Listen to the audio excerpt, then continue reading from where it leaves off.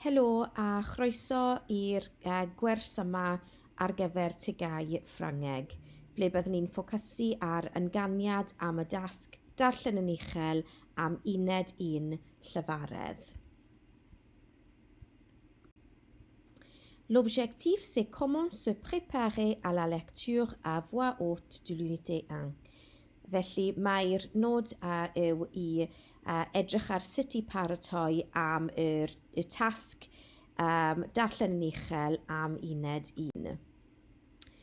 Mae'r arholiad am uned 1 llyfaredd yn asesiad di-arholiad, felly byddet ti'n gwneud yr arholiad gyda athro neu athrawes yn yr ysgol. Mae'n prawf siarad sy'n para tua 7 i 10 funed, ac byddwch chi'n cael 10 funed amser paratoi cyn yr arholiad hefyd. Mae'r arholiad yn 30% o'r cymhwyster sy'n 60 marc. Mae'r tair tasg yn uned 1, darllen yn uchel a chwarae rôl, cyflwyniad a thrafodaeth a sgwrs, ond heddiw byddwn ni'n ffocysu ar darllen yn uchel. Cymhelir yr asesiadau siarad yn ystod cyfnod o 5 wythnos rhwng Ebrill a Mai a benir y flynyddol gan cybac. Mae 3 thema yn yr TGAU Ffrangeg. So, rhif 1 yw iaith ar gyfer hamdden a llesiant, rhif 2 iaith ar gyfer teithio, a rhif 3 iaith ar gyfer astudio a gweithio. Ac pwrpas y tasg darllen uchel yw caniatáu i ddysgwyr dangos ynganiad a goslef gywir ar y cyfan. Cyfatebiaethau sain sillafu Ffrangeg. So, bydd disgwyl i ddysgwyr wybod yr wyddor Ffrangeg. Dwi'n siŵr chi wedi gwneud hynny yn yr ysgol gyda'r athrawon, a bydd angen iddynt wybod y cyfatebiaethau sain sillafu a restr isod. Mae restr yn nodi'r gwahaniaeth allweddol o ran cyfatebiaethau sain sillafu rhwng y Ffrangeg a'r Gymraeg neu Saesneg, a bydd angen i ddysgwyr a'i ddysgu ar lefel TGAU mwyn gallu darllen yn uchel gyda chywirdeb digonol ar lefel hon. Nid yw restr gynhwysfawr o'r holl gyfatebiaethau sain sillafu yn y Ffrangeg, ond mae'n helpu lot. So dyna dyma'r restr. So beth dwi'n mynd i gwneud nawr yw edrych dros y restr gyda'n gilydd.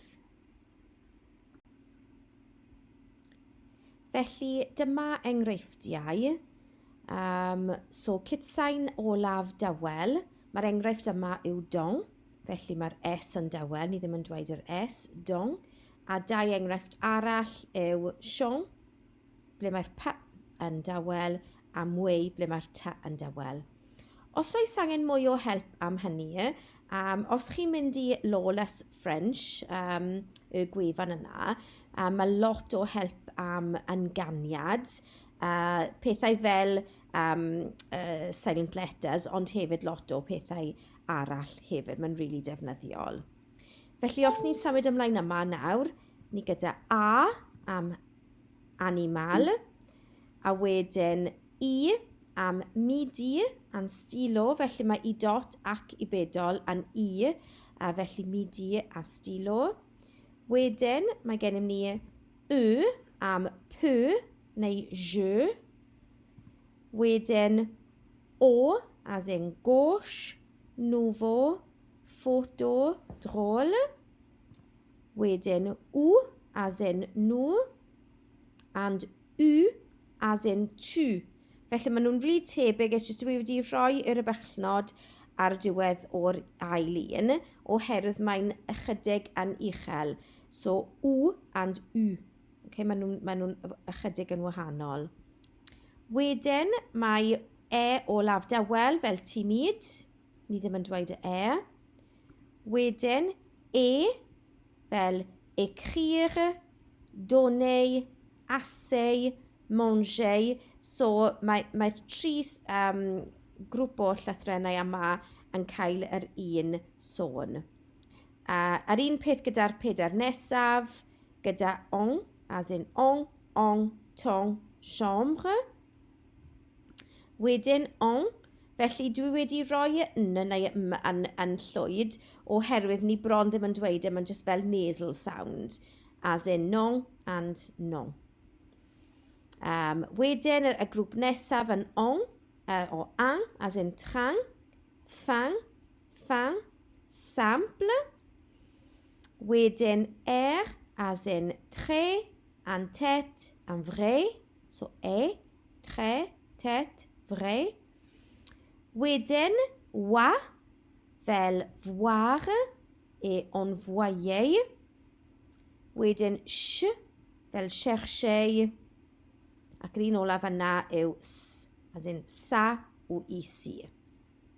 A wedyn mae'r ail grŵp yw fy ca, fel question. So ni ddim yn dweud qu, ni'n dweud c, question. Wedyn je fel jour, sion fel attention, ian fel bien. Wedyn mae pedwar grŵp yma o liaisons, ac unwaith eto mae'r help ar Lawless French, os hoffech chi darllen tipyn bach mwy ar gyfer hynny, a byddwn nhw'n esbonio pam a sut mae'r liaison yn gweithio. A mae gen I grŵp o enghreifftiau yma. So, yr un cyntaf yw yr S liaison, mae'n swnio fel Z. So, les oiseaux. So, mae'r S yn dilyn gan llyfariad, felly ni'n dweud y S fel Z sound, les oiseaux. Wedyn mes amis, yr un peth, yr un sôn.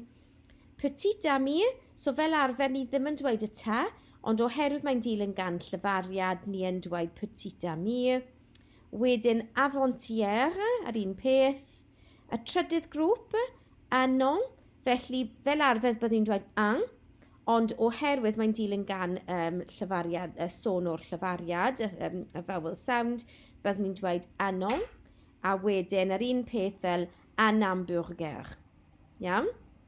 A wedyn mae'r pedwerydd grŵp yw yr X. Yr un peth fel yr S, mae'n swnio fel Z, felly deux enfants and six hamsters. Wedyn mae H yn dawel, felly ni'n dweud Mae an, fel eto dwi wedi rhoi mewn llwyd, oherwydd ni bron ddim yn dweud mae'n just fel nasal sound. Yr un nesaf yw fel ligne yn espanol. Mae yn fel yn Ffrangeg, so rue. A wedyn mae'r grŵp o fel fleur et cœur. Wedyn o agored yw o fel porte. Mae'r S yma, fel y liaison, mae'n swnio fel Z, felly byddwn ni'n dweud maison, nid maison. Wedyn mae ta, so ta yn swnio fel T, so fel T. A wedyn I fel fi e fleur. No, sorry, dwi ddim yn gallu gweld oherwydd y Carlam Cymru symbol yna. Ond I yw hynny. A wedyn yr un olaf yw ai fel tai e travail. Okay? Felly mae tipyn bach o help yna, ond fel dwedais I, os chi'n mynd ar y we, byddwch chi'n ffeindio llawer mwy o enghreifftiau i'ch helpu chi gwella eich ynganiad. Wedyn, eto yn yr specification am Cebac, byddwch chi'n ffeindio rhestr o'r eirfa Ffrangeg chi'n gorfod dysgu ar gyfer yr arholiad darllen, gwrando, ysgrifennu ac yn y blaen. Felly, beth dwi'n awgrymu yw, wrth i chi ei ddysgu, ymarferwch ei ddweud nhw yn uchel. Felly, peidiwch â jyst darllen nhw yn eich pen chi, a darllen nhw yn uchel, felly chi'n ymarfer y synnau, cos mae'n wahanol pan chi'n actually dweud nhw, na jyst darllen nhw yn eich pen. So, gadewch chi ni ymarfer rhai o'r synau nawr. Ni ddim yn mynd i gwneud nhw I gyd, just cwbl I ymarfer.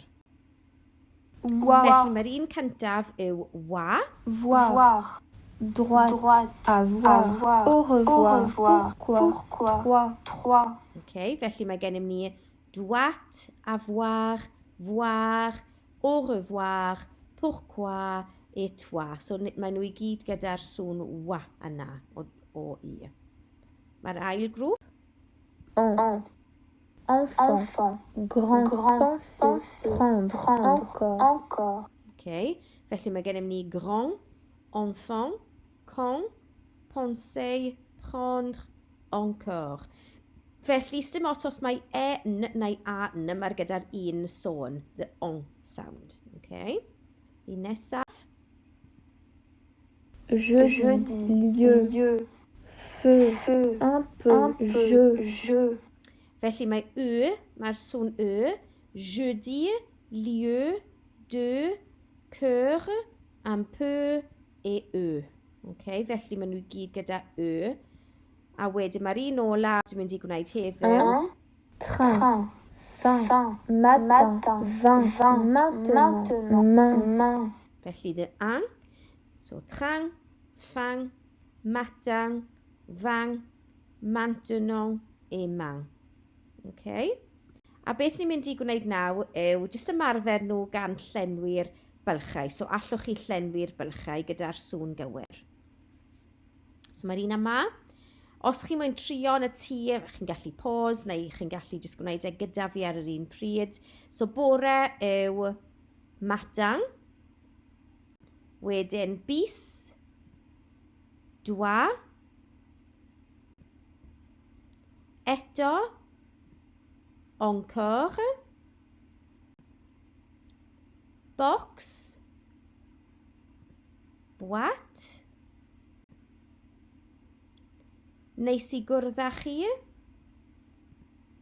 Enchanté. Bara. Pan. Gallu. Yn y ferf il, el, on. Peu. Enillwyr. Gagnon. Croes. Quoi. Friend. Copain. Ac yr un olaf, hapus. Dau sŵn yma. Yr un peth yw heureux. Da iawn. OK, common pronouns dans ces mots. Felly allwch chi dweud nhw. Unwaith eto chi'n gallu pause y recordiad, ond dwi'n mynd I fynd dros nhw nawr, OK? Felly os dwi'n gwneud y gwyrdd, certain, magasin, main, soudain, prince, lapin, voisin, wedyn oren, envoyé, dangereux, accident, plan, parent, argent, glace, mieux, peut-être, ordinateur, dangereux, jeune, vendeur, vieux, douleur. A wedyn pink, espoir, emploi, voisin. Felly llawer o ymarfer yna. Ac tall arall yma nawr, quels sont les liens entre ces images? Allwch chi meddwl am pa sŵn sy'n cysylltu bob llun. Felly y grŵp yma, ni gyda poisson, croissant, oiseau, toit. Felly mae'r sŵn sy'n cysylltu nhw yw wa. Wedyn, ail grŵp, orange, enfant, éléphant. So mae'r sŵn yma yw on. Wedyn trydydd grŵp. 9, cheveux, les yeux, fleurs. Felly mae'r sŵn sy'n cysylltu nhw yw y. Ac y grŵp olaf, jardin, main, lapin, 5, 1. Da iawn, super. So jyst i atgoffa chi naw am websites gwefannau chi'n gallu defnyddio fel Lawless French. Mae lot o help yna, nid jyst gyda'r ynganiad, ond hefyd am tasgau gwrando, darllen, ysgrifennu, gramadeg, amserau a llawer o help ar y gwefan yma, ond mae lot arall hefyd, mae jyst enghraifft yma. Hefyd, chi'n gallu ffeindio cwrsau am ddim ar-lein i helpu chi gyda'r ynganiad. Mae llawer o fideos ar YouTube i helpu chi. Chi'n gallu defnyddio am ddim eto. De Ffrangeg yw tongue twisters chi'n gallu defnyddio. Fel tipyn bach o hwyl, chi'n gallu gwneud e gyda ffrindiau efallai neu gyda'r teulu. So mae gen I cwpl o enghreifftiau yma, felly byddai'n mynd dros nhw yn gloi a wedyn chi'n gallu ymarfer ar eich ben eich hunan. 5 chiens chassent 6 chats. Son chat chante sa chanson. Le ver vert va vers le ver vert. Lily lit le livre sur le lit. 12 douches douces. 16 chaises sèches. Os chi'n mwynhau hynny, mae llawer mwy ar-lein. Os chi'n chwilio am French tongue twisters, byddwch chi'n ffeindio lot mwy. Maen nhw'n rili hwyl i ymarfer synnau. Felly, y tasg nawr, jyst i ymarfer y tasg. Felly, mae'r tasg 1A yw darllen yn uchel. Bydd yr amgeisydd yn dechrau drwy darllen y frawddeg fer yn uchel ac yr iaith sy'n cael ei asesu yn yr iaith sy'n cael ei asesu, so Ffrangeg am ni, i ddangos ei dealltwriaeth o gyfatebiaeth sain sillafu. Cyfanswm o'r amser ar gyfer y dasg darllen yn uchel a chwarae rôl yw 2 funed. Felly am y tasg darllen yn uchel bydd e'n tua 20 eiliad, mae'n rili gloi. Ond dyna pam mae mor bwysig I fod yn gywir oherwydd maen nhw'n disgwyl fel perfection oherwydd mae dim ond yn brawddeg byr. Cyfanswm y marciau yw 11 marc, 8 am A2 a 3 am A3. Dyma'r enghraifft o'r papur byddwch chi'n cael. Felly mae'n dweud yna bydd gennych chi 10 funed I baratoi ac ar gyfer darllen uchel a chwarae rôl gallwch chi gwneud nodiadau ar bapur A4 ar gyfer y cerdyn darllen uchel a chwarae rôl yn ystod yr amser paratoi. Felly cwpl o enghreifftiau nawr. Beth dwi'n awgrymu yw, os chi'n pause ar ôl bob un, a chi'n gallu trio darllen nhw, a wedyn chwarae y recordiad mwyn gwrando fi, neu gofyn eich athrawon yn yr ysgol, os chi moyn mwy o ymarfer. Felly mynd i'n cyntaf.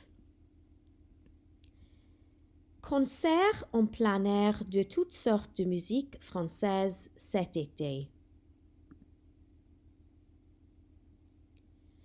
Lundi soir, le jeune Français qui passera le week-end chez moi va téléphoner. Découvrez toutes les activités proposées au centre sportif pendant les vacances scolaires. Venez en ville pour la grande ouverture de notre nouveau magasin de vêtements. Felly mewn bob brawddeg bydd syna maen nhw'n disgwyl I chi gwybod.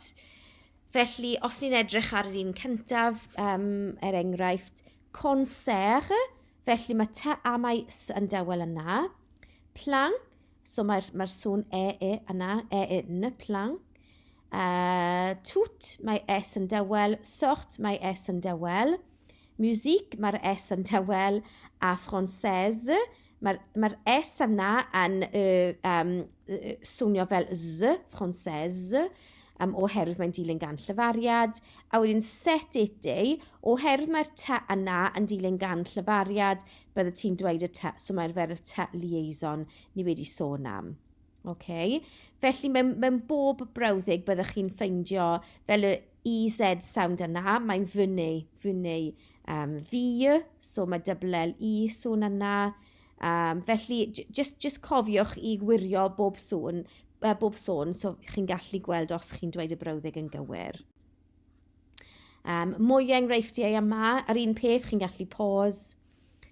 Un très bon choix d'hôtel 3 étoiles à 5 minutes du centre-ville. Prenez le TGV pour passer une journée à Paris. Il est rapide et confortable.